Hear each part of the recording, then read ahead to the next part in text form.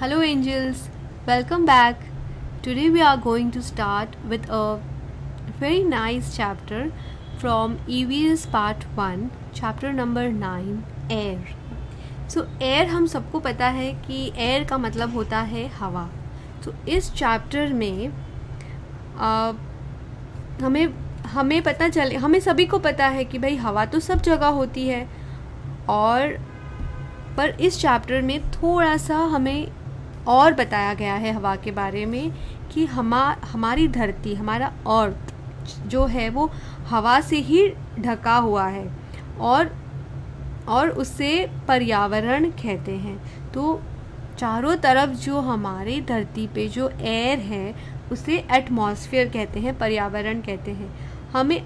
हमें इस चैप्टर में बहुत अच्छे से समझाया गया है. बहुत सारे उदाहरण दिए गए हैं, एग्जाम्पल्स दिए गए हैं, एक्सपेरिमेंट्स दिए गए हैं, जिसे हमें बहुत अच्छे से समझ में आएगा हवा के बारे में. So angels, let's get started. Can you tell what are the people in the pictures doing? क्या आप ये बता सकते हैं कि ये सारी पिक्चर्स जो दी गई है उसमें सब लोग क्या कर रहे हैं? सो यहाँ पे एक एक्सपेरिमेंट दिया गया है बच्चों. So let's read. Take water in a big container. एक बड़े बाल्टी में पानी ले लीजिए. Take a small narrow container. और फिर एक और कंटेनर लीजिए, मतलब एक और कोई बर्तन ले लीजिए जिसका मुंह छोटा हो, नैरो हो. नैरो मतलब छोटा मुंह वाला.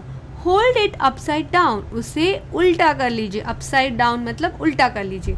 On the surface of the water.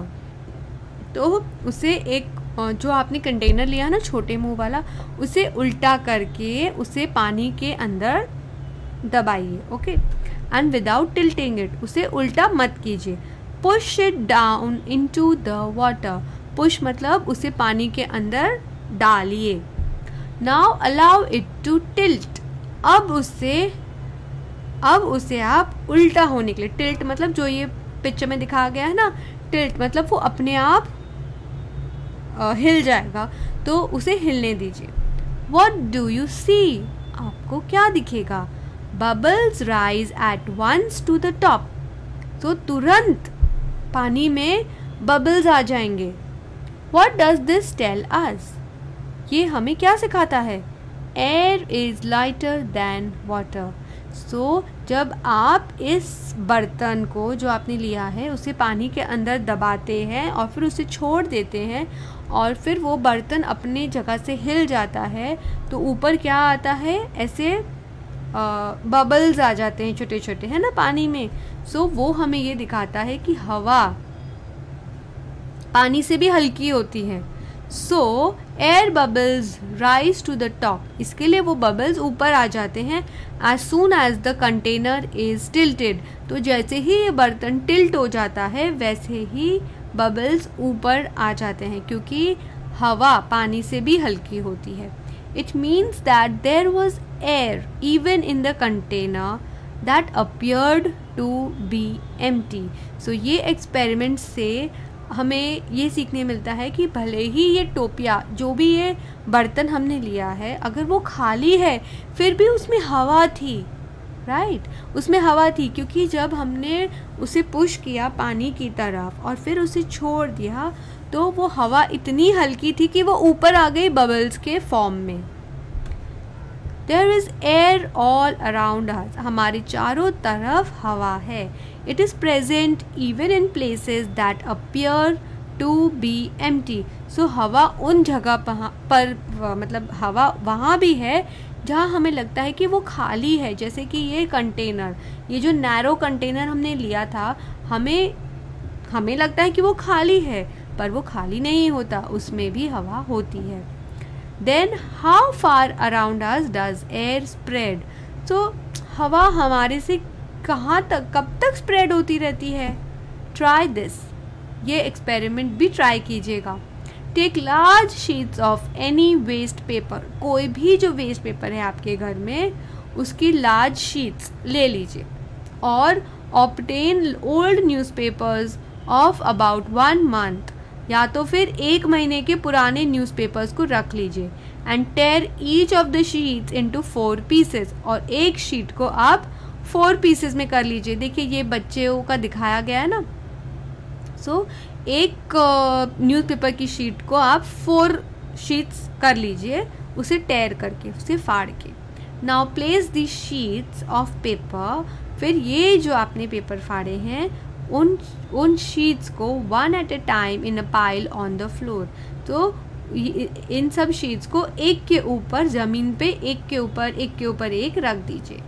As the pile grows, जैसे जैसे ये जो पाइल है ना पेपर की ये बढ़ती रहती है, observe the difference that can be seen in the layers of paper at the top of the pile and those near the floor. तो ये हमें कह रहे हैं कि जैसे ही आप पेपर को एक के ऊपर एक पाइल कर देते हो ना, तो क्या होता है कि आपको एक फ़र्क दिखेगा। डिफरेंस मतलब आपको फ़र्क दिखेगा कि जो पेपर ऊपर है उसमें और जो पेपर ज़मीन के पास है उसमें भी। When all the sheets have been placed, जब सारी शीट्स आपकी एक पाइल में रख दी गई, observe the difference in the upper and lower layers of the papers. तो वो कह रहे हैं कि जो फ़र्क है नीचे रखे हुए पेपर्स में और ऊपर रखे हुए पेपर्स में, वो फ़र्क आप लोग जानने की कोशिश कीजिए। What do you see? आपको क्या दिखता है? As we place more and more papers on the pile, जैसे ही आप बहुत सारे पेपर्स एक के ऊपर एक रखते हैं और एक पाइल बना देते हैं, the sheets at the lower level, जो नीचे की शीट्स होती है ना, are press down by the sheets above them. तो जो नीचे की शीट्स होती है ना, वो ऊपर के पेपर्स से दब जाती है। The distance between the papers in the lower part of the pile becomes less. तो जब ऊपर के पेपर्स का वेट नीचे आता है तो नीचे के पेपर्स का जो डिस्टेंस है ना वो कम हो जाता है, becomes less, while the papers in the upper part, और जो पेपर्स ऊपर हैं, अपर पार्ट मतलब ऊपर हैं, appear to be further apart, और जो ऊपर की पाइल के पेपर्स होते हैं ना, वो उनके बीच जो जगह होती है ना, स्पेस, वो ज़्यादा होती है क्योंकि उनके ऊपर कोई वेट नहीं होता। What does this tell us? तो ये हमें क्या बताता है? The nearer a sheet of paper is to the floor, तो जैसे ही शीट ऑफ पेपर पास रहते हैं, the greater is the number of papers above it। तो ऊपर के पेपर्स ज़्यादा होते हैं ना, इसके लिए नीचे के पेपर्स दबे हुए रहते हैं और उनके बीच की स्पेस कम होती है। It means that the lower layers bear more weight, इसका मतलब है जो नीचे के पेपर्स हैं वो ज़्यादा वेट सहन करते हैं than the upper layers of paper. Compare to that the upper layers bear less weight, तो जो ऊपर के पेपर्स होते हैं वो कम वेट सहन करते हैं, मतलब उन्हें ज़्यादा वेट नहीं मिलता। The atmosphere, the earth on which we live is round in shape like a ball. तो जिस धरती पे, जिस प्लैनेट पे अपन रहते हैं ना, वो राउंड शेप का होता है, बॉल की तरह। There is air all around the earth, तो अर्थ अपने प्लैनेट पे चारों तरफ हवा है। This covering of air around the earth is called the atmosphere. तो ये चारों तरफ जो हवा है ना अर्थ पे, उसे कहते हैं atmosphere. As we go farther from the earth, जैसे ही हम अर्थ से दूर जाते हैं, the layers of air become thinner. तो जैसे ही भी हम अर्थ से दूर जाते रहते हैं ना, अपने प्लैनेट से दूर जाते हैं ना, तो जो एयर पतला होता जाता है, मतलब वो जो लेयर्स होते हैं ना एयर के, वो पतले होते जाते हैं। That is the layers of air closest to the earth are very close to each other. तो जो हवा हमारे अर्थ के आसपास होती है ना, वो बहुत क्लोज होती है, while the ones at higher levels are not so close। और जब हम दूर जाते हैं ना अर्थ से, तब वो हवा इतनी पास पास में नहीं होती। The air at greater height is rare। तो एयर जब अपन पूरे हाइट्स पे चले जाते हैं ना, मतलब अर्थ से दूर, अपने प्लैनेट से दूर, तभी हवा कम हो जाती है। ट्राई दिस, ये भी एक एक्सपेरिमेंट है। Take a slightly deep dish like a saucer, तो एक प्लेट, एक जो कांच की प्लेट होती है ना सॉसर, वो ले लीजिए। Stand a candle at its centre, उसके बीचों बीच एक कैंडल को रख दीजिए। Fill water in the dish, और उस डिश में, उस सॉसर में पानी भर लीजिए। लाइट द कैंडल, उस कैंडल को चास लीजिए। Now place a glass tumbler over the candle, और फिर उस कैंडल को एक ग्लास से, एक कांच के ग्लास से ढक दीजिए। What do you see? Soon the candle goes out and the level of water, मतलब क्या होगा, ये कैंडल बुझ जाएगी। जैसे ही आप ग्लास को बंद करेंगे ना, प्लेट के ऊपर रखेंगे ना, तो वो कैंडल बुझ जाएगी। And the level of water inside the tumbler rises up, और इसके अंदर जो आपने पानी रखा है ना, वो ग्लास के अंदर आ जाएगा, ऊपर आ जाएगा, थोड़ा ऊपर आ जाएगा। Why does this happen? ये क्यों होता है? One of the constituents of air helps burning, मतलब एक एयर का ऐसा एक चीज़ है जो उस कैंडल को बर्न करने में हेल्प करता है। As it gets used up, water rises in the tumbler, और जैसे ही वो चीज़ जो हेल्प करती है ना कैंडल को बर्न करने में, जैसे ही वो ख़त्म हो जाती है तो कैंडल बुझ जाती है और पानी ऊपर आ जाता है। When that constituent is finished, the candle goes out. The water level too stops rising, और फिर वो जो पानी का लेवल होता है ना, जो पानी ऊपर आ जाता है, वो भी ऊपर आना बंद हो जाता है। This constituent of air that helps burning is called oxygen gas. तो वो जो constituent जो हेल्प करता है ना कैंडल को बर्न करने में, उसे कहते हैं oxygen gas. The earth atmosphere is made of air, तो अर्थ का जो एटमॉस्फेयर होता है ना, वो किससे बना होता है? हवा से। The circle in this picture shows all the air in the atmosphere, तो पूरा हमको बता रहा है कि ये एटमॉस्फेयर की हवा है। If you divide the circle into 5 equal part, अगर हमने इस सर्कल को डिवाइड कर दिया 5 पार्ट्स में, 1 2 3 4 5, then the oxygen in the air will be equal to 1 of the part, तो एक पार्ट में ऑक्सीजन है। अपार्ट फ्रॉम ऑक्सीजन, मतलब ऑक्सीजन के अलावा और भी गैसेस हैं एटमॉस्फेयर में। There are other gases in the atmosphere which could those be, वो कौन सी हो सकती हैं? The oxygen in the air is used both for burning as well as respiration, तो अपने हवा में जो ऑक्सीजन होती है ना, वो जलने के भी काम आती है और हमारी ब्रीदिंग, रेस्पिरेशन मतलब हमारी ब्रीदिंग के लिए भी काम आती है। Which are the other uses of air you know about, ऐसी कौन सी चीज़ें हैं हवा से जो हवा की यूजेस हैं, वो कौन सी हैं? You have learn that the gas that fizzes out of soda water is carbon dioxide.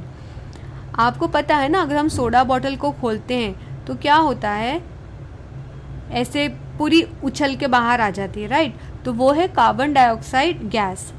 This gas is present in small quantities in air too, तो ये जो कार्बन डाइऑक्साइड गैस है ये हमारी हवा में भी होती हैं थोड़ी सी। You have also learn that plants make their food using air and water in the presence of sunlight. हमने ये भी सीखा है कि प्लांट्स, पौधे अपना खाना कैसे बनाते हैं, वो हवा और पानी लेते हैं और सनलाइट के थ्रू अपना खाना बनाते हैं। When plants make their food, they use the carbon dioxide from the air. जब प्लांट्स अपना खाना बनाते हैं ना, तो वो कार्बन डाइऑक्साइड गैस को हवा में से लेते हैं अपना खाना बनाते वक्त। You have seen that when you place ice in a glass, आपने देखा होगा कि जब आप बर्फ़ को ग्लास के अंदर डालते हो and it becomes very cold, वो बहुत ठंडा हो जाता है, और ठंडा होके क्या होता है, droplets of water settle on it's outside, जो ठंडी बर्फ़ आपने ग्लास के अंदर डाली तो ग्लास ठंडा होके बाहर से उसकी ड्रॉपलेट्स आ जाती हैं, ठंडा हो जाता है ना ग्लास, और वो छोटे छोटे छोटे छोटे उसकी ड्रॉपलेट्स आ जाती हैं. It means that water two is present in air, मतलब कि पानी भी हवा में मौजूद है गैस की तरह. However, the largest part of air is made up of still another kind of gas. तो एक और ऐसी गैस है जो हमारी हवा में है. This gas is called nitrogen. ये देखिए nitrogen. Thus, there are several gases present in air. मतलब कि हवा में बहुत सारी गैसेस हैं. In other words, air is a mixture of several gases. मतलब हवा एक पूरा मिक्सचर है बहुत सारी गैसेस का. Now if we draw a circle to represent air, then the quantity of each gas in the mixture will be as shown alongside. Do you know the burning that takes place in factories?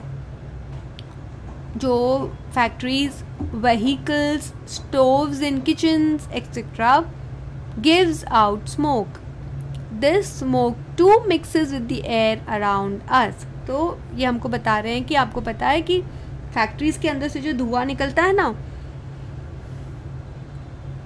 और जो भी धुआं rickshaw में से, cars में से, या अपने किचन में अपन खाना बनाते हैं सब निकलता है, वो भी स्मोक होता है. और ये स्मोक भी हवा में मिल जाता है. So what we have learned, आपने क्या सीखा इस चैप्टर में? Air is present all around us even in places that appear to empty empty. तो कोई जगह जो हमें खाली दिखती है वहाँ पे भी हवा होती है. There is a covering of air all around the earth, it is called the atmosphere. तो अपना जो अर्थ है ना वो पूरे हवा से कवर्ड है और उसे कहते हैं atmosphere. The layers of air in the atmosphere close to the earth. तो जो भी लेयर्स होती हैं ना अपनी एटमॉस्फेयर के, लेयर्स मतलब परत, लेयर्स मतलब जो हवा की जो परत होती है ना अपने एटमॉस्फेयर पे, और जब वो अर्थ के पास होती है वो are pressed closer to each other while the upper layers are rarer. तो जब अपन हम अर्थ से दूर जाते रहते हैं ना तब ये हवा इतनी पास नहीं होती है. Air is a mixture of several gases. So oxygen, nitrogen, carbon dioxide and water vapour are its main constituents. तो जो ये मिक्सचर होता है ना एयर का, अलग अलग गैसेस का, तो वो होता है oxygen gas, nitrogen gas, carbon dioxide and water vapour. ये सबसे मेन कॉन्स्टिट्यूएंट्स होते हैं मिक्सचर के. Always remember, fuels like coal, petrol and diesel give out smoke while burning, which mixes with the air. तो याद रखना कि फ्यूल्स लाइक पेट्रोल, डीजल, कोल, ये सब जब अपन जलाते हैं ना तो उसमें से स्मोक निकलता है और वो स्मोक हवा में जाके मिल जाता है. This can cause ill health. पर ये जो स्मोक निकलता है जलाने से ये हमारी सेहत के लिए अच्छा नहीं है. So angels, I hope you have understood this chapter. Do read it again and enjoy. Bye for now.